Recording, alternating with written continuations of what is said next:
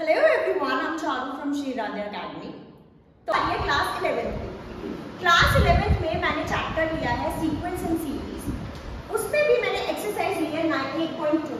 जो अभी आपका न्यू बुक है उसमें वो 8.2 है और जो आपका पुरानी बुक थी उसमें वो थी 9.3। तो इसमें ये 8.2 है। इसका क्वेश्चन नंबर 27, ठीक है। इसमें ये क्या बोल रहे हैं, find the value of n की वैल्यू निकालनी है so that the given value may be the given value यानी कि ये वाली value may be the geometric mean between a and b। इधर देखो क्या होता है, जब भी हमें अगर ज्योमेट्रिक मीन की बात कर रहे हैं तो उसका मतलब है, ज्योमेट्रिक मीन से कहने का मतलब है रूट a b। और अगर अरिथमेटिक मीन बोल रहे हैं तो उसका मतलब है a प्लस b अपॉन में 2, ठीक है। बट ये ज्योमेट्रिक मीन बोल रहे हैं तो यानी कि gm is equals to a b, वो भी अंडर रूट का, और इसको हम डिनोट करते हैं बिग gm से, ठीक है, कैपिटल gm। तो इसकी जगह अगर वो यही हमें प्रूव करना है कि ये ज्योमेट्रिक मीन में है या नहीं है, तो हम क्या करेंगे, इसकी जगह इक्वल्स टू में लिख देंगे हम अंडर रूट ए बी, यानी कि an plus 1 plus bn+1 upon में an plus bn equals to under root gm, ठीक है। क्यों? क्योंकि हमको क्या प्रूव करना है भाई कि ये geometric mean between a and b, यानी कि पहले हम क्या करेंगे, n निकालेंगे। उस n की वैल्यू से हमको पता चलेगा। तो n निकालने के लिए जैसे मैंने सॉल्व करना शुरू किया, ये तो मेरा यही करेगा क्या, equals to root A B, और यहाँ पे क्रॉस मल्टीप्लाई हो जाएगा तो क्या हो गया, an प्लस bn इससे मल्टीप्लाई हो जाएगा रूट ए बी से, ठीक है। फिर इनको बोल रहे हैं अब हम इसको कैसे करें, इसका रूट हटाने के लिए हम क्या कर सकते हैं, इसका रूट हटाने के लिए हम लोग क्या कर सकते हैं, स्क्वायरिंग कर सकते हैं। तो स्क्वायरिंग बोथ साइड जब हमने किया, स्क्वायरिंग बोथ साइड्स, इसमें क्या हो गया, जैसे हमने इसमें स्क्वायरिंग किया यानी कि इसका स्क्वायर और इस पूरी वाली डिजिट का स्क्वायर। अब an+1 का स्क्वायर क्या होगा, यहाँ पे आप देख लीजिए प्लीज, an+1 इसका स्क्वायर की बात कर रहे हैं, यानी कि an+1, और ये दो बार है ना, an+1 यही है, इसका स्क्वायर क्या है, यानी कि an+1 दो बार। तो a और a जब हमारा बेस सेम होता है इनटू में, तो हमारा पार्ट्स क्या हो जाते हैं, प्लस हो जाता है।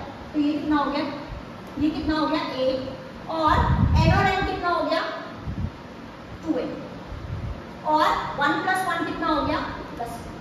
तो मुझे क्या मिल जाएगा, इसलिए मैंने डायरेक्टली यहाँ पर लिख दिया है a की पावर 2n+2, क्योंकि a प्लस b के होल स्क्वायर का फॉर्मूला होता है, a प्लस b का होल स्क्वायर होता है a square plus b square plus 2ab। तो यहाँ पे देख लीजिए आप, इसका स्क्वायर करना पड़ेगा, फिर b का स्क्वायर करना पड़ेगा, और 2 को फिर आपको a और b दोनों से मल्टीप्लाई करना पड़ेगा, ठीक है। अब हम बात करते हैं भाई, अगर a का स्क्वायर ये आया है तो b का स्क्वायर क्या होगा, b का स्क्वायर क्या हो जाएगा, सेम b यानी कि दो बार है तो कितना हो गया b, और ये भी हो गया 2a, और ये हो गया 2, और फिर 2ab यानी कि 2a, यानी कि a मेरा कितना था, ये रहा मेरा a, ये रहा मेरा b, 2 को मैंने एक बार a लिख दिया और फिर एक बार b लिख दिया, आ गया फॉर्मूला में, ठीक है। इक्वल्स टू, अब इसको स्क्वायर रूट कैसे करें, इसको हम स्क्वायर रूट कैसे करेंगे, तो इसको ऑफ करने के लिए हम क्या कर सकते हैं, ab, इसका जब मैंने रूट हटाया तो मैं क्या करूं, जब मैं इसका रूट हटाऊंगी तो क्या करूंगी, जब अगर मैं इसको स्क्वायर करना तो मैं इसको क्या करूंगी, रूट हटाऊंगी, यानी कि इसका जैसे मैंने रूट से, अगर आपको एक चीज पता हो, अगर आपको याद हो कि जब भी रूट इंटू रूट होता है तो रूट क्या हो जाता है, कैंसिल आउट हो जाता है, यानी कि रूट ए बी का भी होल स्क्वायर बोल रहे हैं, यानी कि ए बी का रूट और ए बी का रूट रूट हट के क्या हो गया, खाली ए बी, ठीक है। और इसका स्क्वायर फिर से, ये भी a हो गया, ये भी b हो गया, तो a square plus b square plus 2ab। आप समझिए, क्योंकि ये अलग वैल्यू थी, ये अलग वैल्यू थी, इसका भी स्क्वायर होगा, इसका भी स्क्वायर होगा, इसका स्क्वायर किया तो a भी आ गया, अब इसका स्क्वायर करते हैं, an का स्क्वायर कितना हो जाएगा, देखिए a की पावर n इंटू a की पावर n, क्योंकि ये दो बार है तो क्या हो जाएगा, a की पावर n और n कितना हो गया 2n, जैसे वहां पे हो गया था ना 2n+2, यहाँ पे 2n, b की पावर ये भी कितना हो जाएगा 2n, फिर 2ab, 2 इंटू a कितना है an, इंटू b कितना है bn, ठीक है। यहां तक बिल्कुल क्लियर है। अब इसको थोड़ा सा सिंप्लीफाई करेंगे हम लोग। ये तो मैंने सारी की सारी वैल्यू सेम लिख दी, इसको थोड़ा सा सिंप्लीफाई करने की जरूरत है हमको। ध्यान से देखो, अगर AB को मैं इससे मल्टीप्लाई करूं तो क्या मेरा ये वैल्यू आएगी या नहीं? ध्यान से, अगर नहीं आ रहा समझ के कैसे आया तो ध्यान से देखो। अगर मैंने क्या किया, AB को किससे मल्टीप्लाई करना है? मेरे को A की पार्ट 2n से मल्टीप्लाई करना है, तो मेरा इसका आंसर मैंने लिखा है कि A की पार्ट 2n + 1 इंटू में B। कैसे? ध्यान से देखो, ये रहा A की पार्ट 1 और इसको मल्टीप्लाई किया किससे? A की पार्ट 2n। तो यानी कि जब बेस सेम है तो मेरी पार्ट्स क्या हो जाएंगी? ऐड हो जाएंगी। तो ये क्या हो जाएगा? A की पार्ट 2n + 1। आया समझ में या नहीं? A की पार्ट 2n और ये भी ऐड हो जाएगा ना, base same, parts will get added. ठीक है, तो यहाँ पे कितना आ गया? A की पार्ट 2n + 1 और साथ में B भी तो था, तो इंटू B यहाँ पे ऐड हो जाएगा। कोई दिक्कत? अब ऐसे ही दूसरे में ये बोल रहे हैं कि इसको मल्टीप्लाई करो, AB को मल्टीप्लाई करो B की पार्ट 2n से। ध्यान से, A तो वैसे का वैसे लिख दिया जाएगा। अब B की पार्ट यहाँ पे है 1 और यहाँ पे B की पार्ट है 2n, तो क्या हो गया? B की पार्ट 2n + में 1 है या नहीं? और साथ में A तो यहाँ पे था ही, तो A यहाँ पे इससे मल्टीप्लाई हो गया। समझ आ रहा है बात यहाँ तक? तो फिर यहाँ मैं निकाल देती हूँ वरना कंफ्यूजन हो जाएगा। उसके बाद हम लोगों को क्या करना है भाई? इसको क्या था, इसको अब इससे भी मल्टीप्लाई करना है। चलो भाई, क्या? AB और 2A की पावर n और B की पावर n। ध्यान से, ये रहा 2A की पावर n, इसको मल्टीप्लाई करो A से। जरा क्या आ जाएगा यहाँ पे? 2A तो आएगा ही आएगा साथ में, क्योंकि बेस है ये और बेस मेरा सेम है। और यहाँ पे क्या आ गया? n और इसकी पावर 1 है, तो प्लस में 1।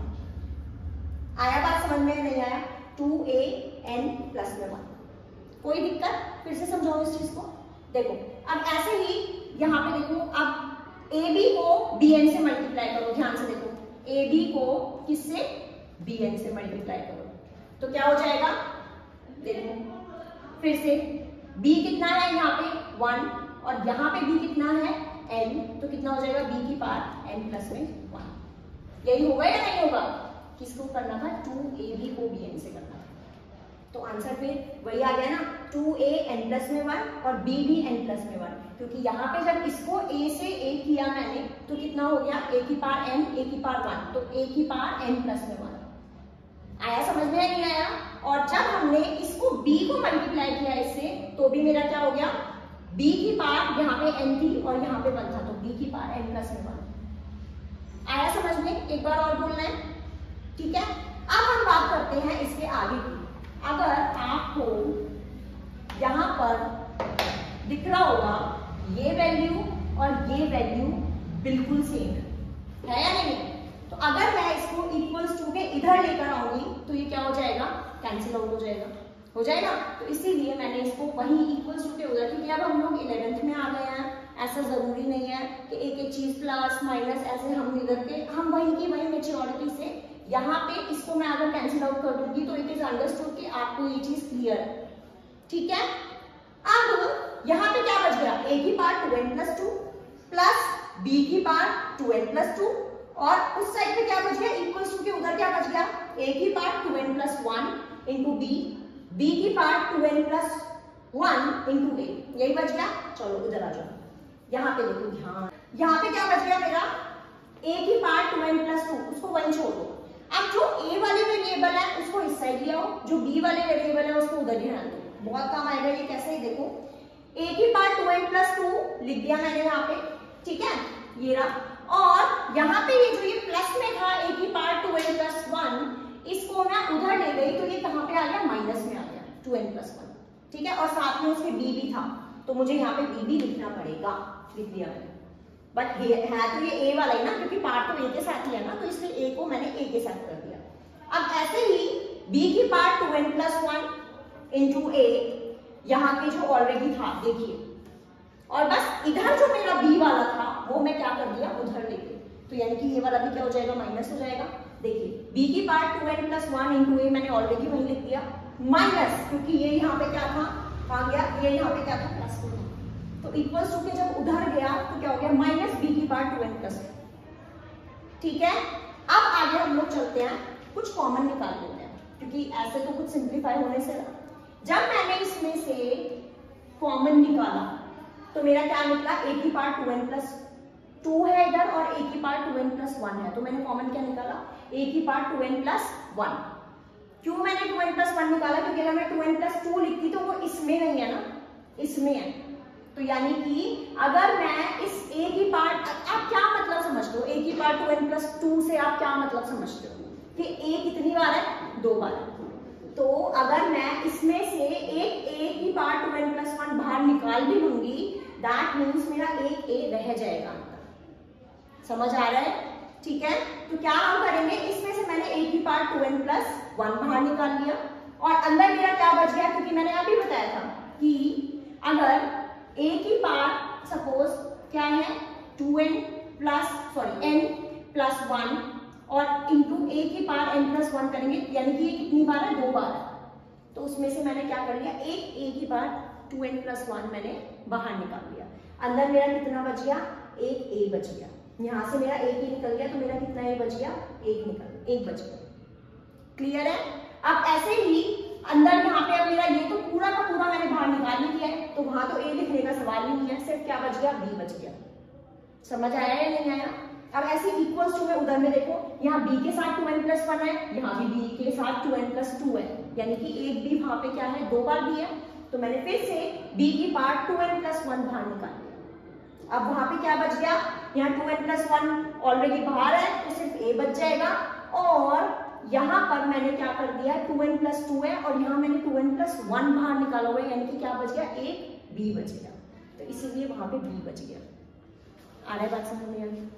अब क्या होगा, a minus B cancel out हो गया, सेम से मैं इक्वल्स टू के उधर है या नहीं, तो अब यहाँ पे मेरा बच गया a की पार्ट 2n प्लस 1, b की पार्ट 2n प्लस 1। फिर जब हमारा अब ये इक्वल्स टू के उधर है, डिवाइड हो गया, ठीक है, तो अगर हमारा कभी भी ऐसा हो, हमें कोई भी चीज डिवाइड में लानी है, तो हम लोग क्या करेंगे, इसको नीचे ले आएंगे, तो a की पार्ट 2n प्लस 1 अपॉन में b की पार्ट 2n प्लस 1, और इक्वल्स टू में मेरा उधर क्या बच गया, 1 ही बच गया, क्योंकि जब मैं यहाँ से यहाँ ले आई, वहां पे क्या बच गया, कुछ भी नहीं, 1 बच गया वहां पे। तो अब मैं क्या इसको लिख सकती हूँ कि a अपॉन b की पार्ट 2n प्लस 1, क्योंकि यहाँ पे भी 2n प्लस 1 है, यहाँ पे भी 2n प्लस 1 है, तो मैंने a अपॉन b सीधा लिख के क्या कर दिया, 2n प्लस 1 कर दिया।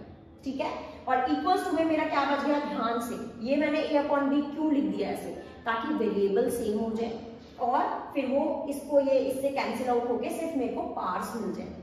किसी भी चीज की अगर आपने पढ़ा होगा 7th में 8th में एक्सपोनेंट एंड पार्ट्स आपका चैप्टर आया होगा, तो आपको पता होगा दैट किसी भी चीज की एक ही पार्ट अगर आप 0 करते हो तो वो 1 होता है।